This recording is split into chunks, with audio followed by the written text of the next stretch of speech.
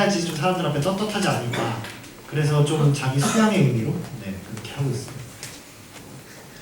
대체적으로 어떤 자기 스스로에서 오는 결핍을 채우는 예, 자기 만족. 예.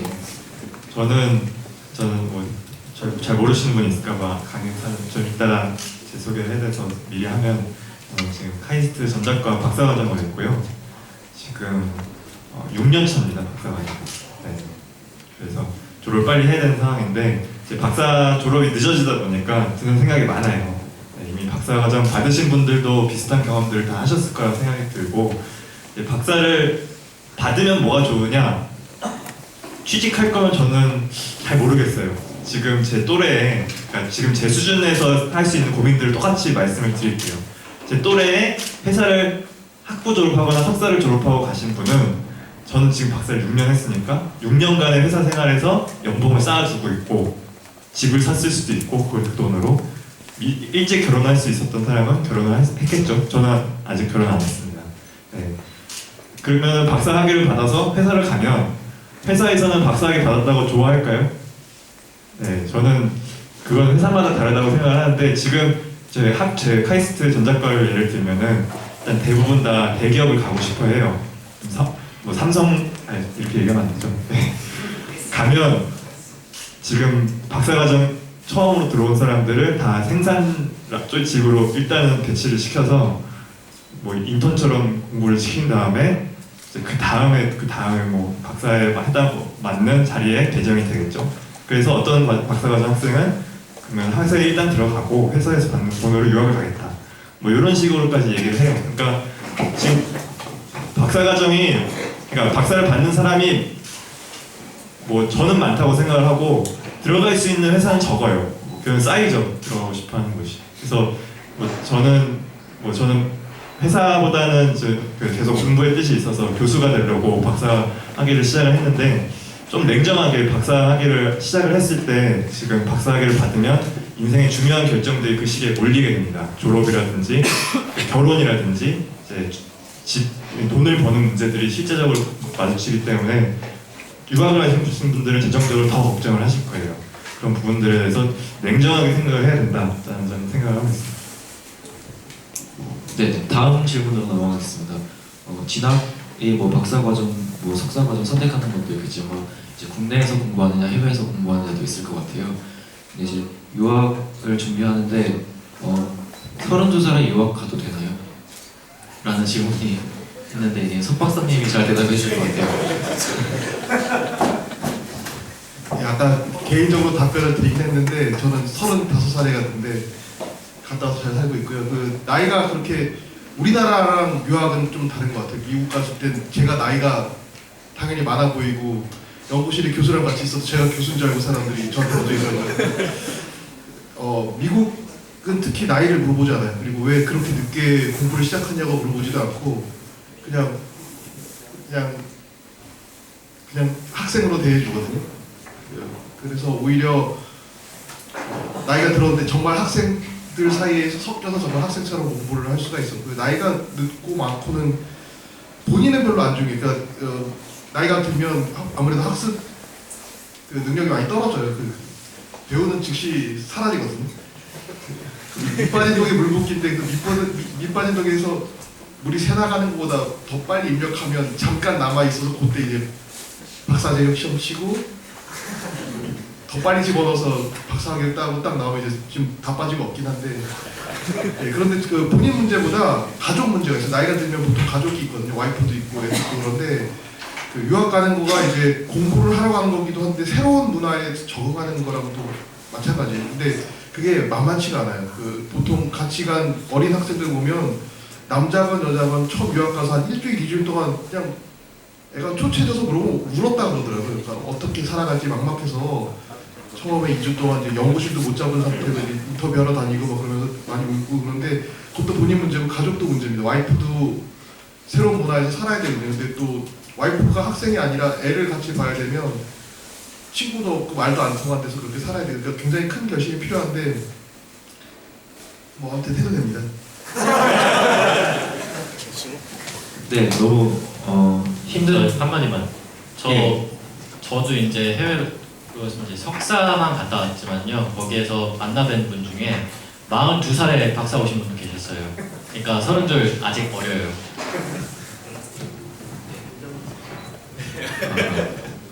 네, 어리시답니다.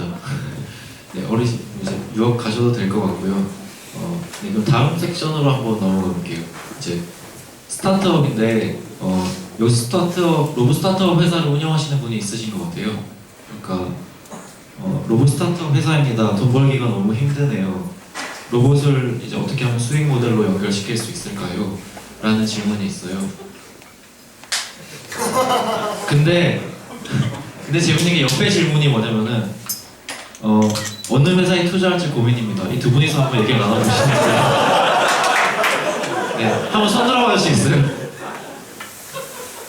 아, 투자 아니면 운영하시는 먹고 살기 힘들다고 쓰. 예, 먹고 살기 투자하신다는 분 아까 여기 계시나요?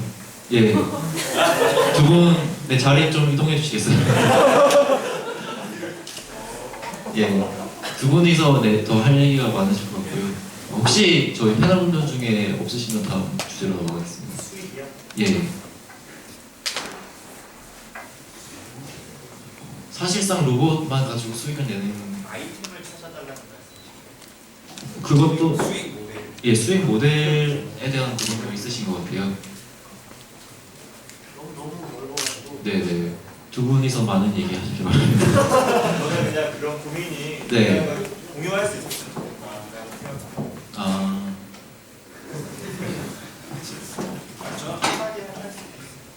네. 로봇으로 어떤 서비스를 제공해서 직접적으로 수익을 낼 필요는 없다라고 생각을 해요. 실제로 이제 호텔에서 이제 뭔가 물건이 필요하면 우리가 이제 로비에다 전화를 해서 갖다 달라고 그러잖아요. 그래서 실제로 저 윌로우 가라지 출신들 이제 로봇 엔지니어들이 새 로봇을 만들었어요. 그래서 물건을 갖다 주는 로봇을 만들었어요. 근데 엄밀히 따지면은 사람이 갖다 주는 게 더 빠르거든요, 분명히. 더 정확하고. 근데 왜 그 로봇을 만들었고 왜 호텔들이나 그런 체인에서 그 로봇을 사서 쓰느냐, 그 이유를 들어보니까요, 로봇이 그런 서비스를 제공해주면은 그 이제 로봇 전면에 화면이 있어서 이 호텔 평가를 할 수 있게 해놨대요. 그러면 이 호텔에 대한 평가 점수가 뭐 0.1점이 올라갈 때마다 그 호텔의 전체 수익이 뭐 몇 프로씩 올라간대요. 그러니까 로봇 직접적으로 수익을 내는 건 아니죠. 간접적으로 이 로봇을 이용해서 호텔에 대한 평가를 올려서 전체적인 수익을 올리는 이런 모델이 있어서 저는 굉장히 뭐 유용한 정보라고 생각을 해요. 한번 고려해 보셨으면 좋겠습니다. 그럼 실질적으로 로봇을 팔아서 남기는 이유보다는 이제 로봇을 활용해서 이제 또 다른 방식의 매출을 끌어내는, 유도해내는 방식을 말씀하시는 거예요. 아, 네. 수익을 서비스를 직접적으로 제공하는 거. 네네. 스타트업에 대한 고민도 많으실 텐데 아마 대부분은 90% 이상은 취업에 대한 고민이 더 많으실 것 같아요. 이제 비율로 봤을 때 그러면은 우리나라에서 구글처럼 마음껏 로봇 연구를 할 수 있는 기업 혹은 연구소가 있나요? 라는 질문이 있는데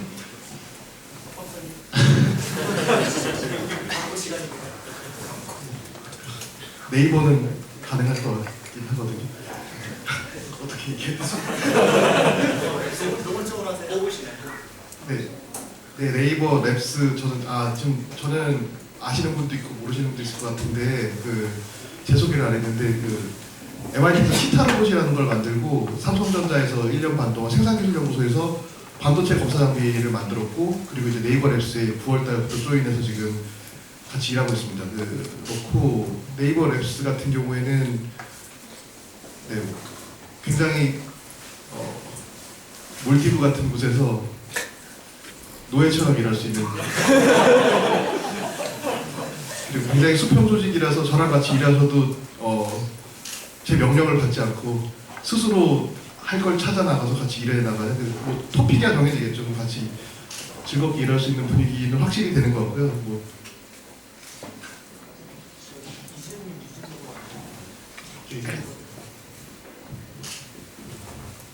이게 저는 이제 네이버 랩스는 아니고 유진 로봇에서 회사를 3년을 다녔는데요. 구글처럼 일하기는 어려운 것 같습니다. 하지만 수평적으로 외국인들이 굉장히 많다 보니까 수평적으로 서로의 그 의견을 굉장히 존중을 하면서 가끔은 저 슈퍼바이저랑 굉장히 많이 싸우면서 일을 했었거든요. 그러니까 그런 거는 또 다른 차이점으로 되게 의견을 낼 수 있다는 점에서 구글처럼 일할 수 있다는 생각을 합니다. 네, 이상 의도치 않은 로봇 회사 홍보 시간이었고요.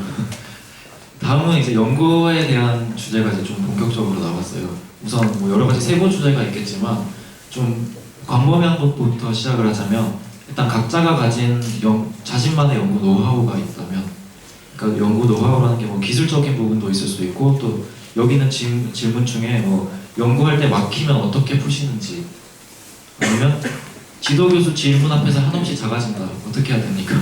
뭐 이런 질문도 있고요. 좀 전반적으로 뭐 기술에 대한 것도 좋고 그리고 어떤 자신의 태도에 대한 것도 좋고요. 네.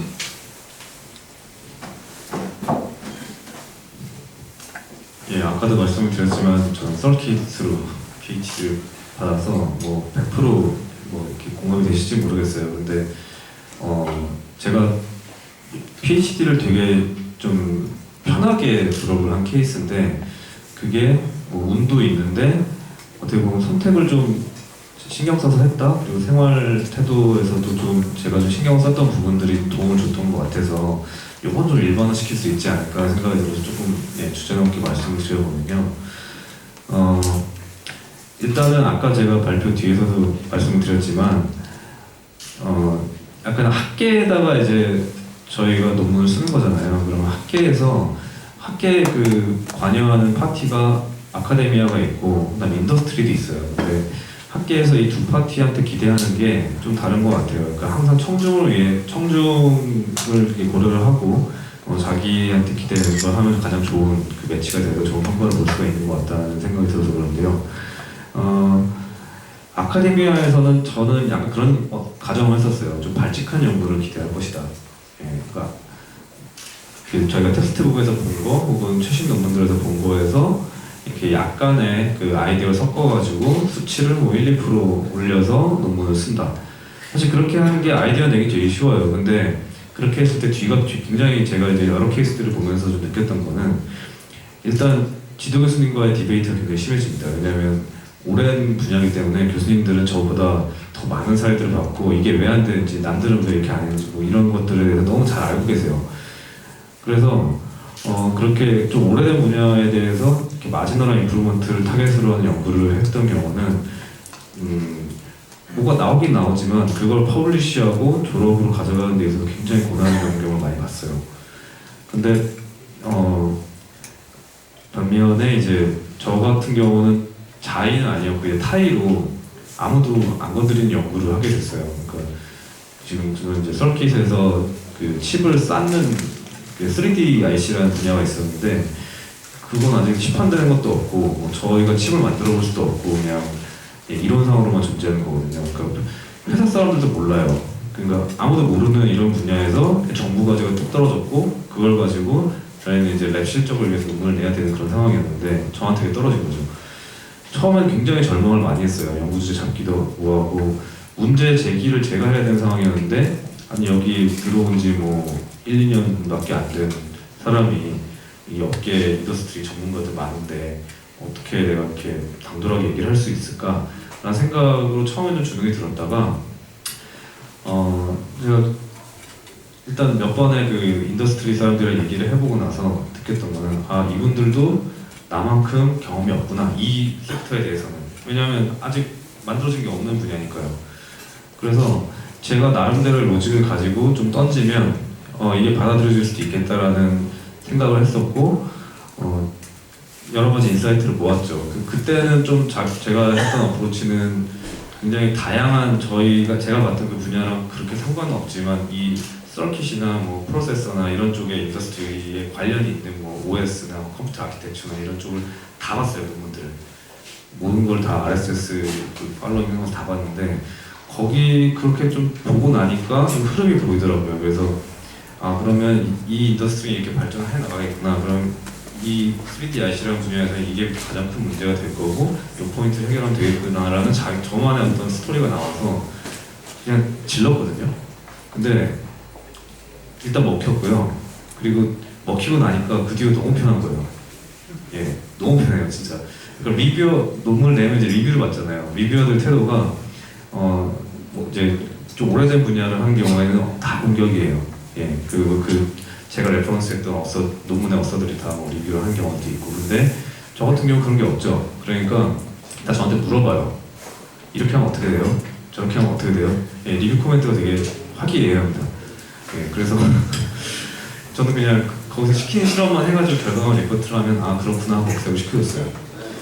예, 그러니까 그게 저의 굉장히 좀 내로운 사례일 수 있는데 그래서 시사하는 바는 있다고 봐요. 그러니까 아카데미아에서는 조금 더 자신감을 가지고 본인이 좀 생각하는 어떤 어느 정도의 바운더리 교수님이 정해주시겠지만 거기서 지금 한창 이슈되는 것보다도 조금 더 한 뒤를 내다보고 인사이트를 좀 발휘를 하셔가지고 좀 자신감 있게 질러보면 안 받아들여지면 또 한 번 하면 되죠. 뭐 박사과정 기니까. 그러니까 예.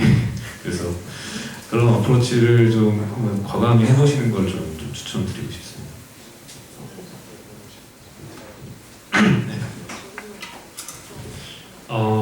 저는 대학원에 들어온 지 이제 4년 차인데요.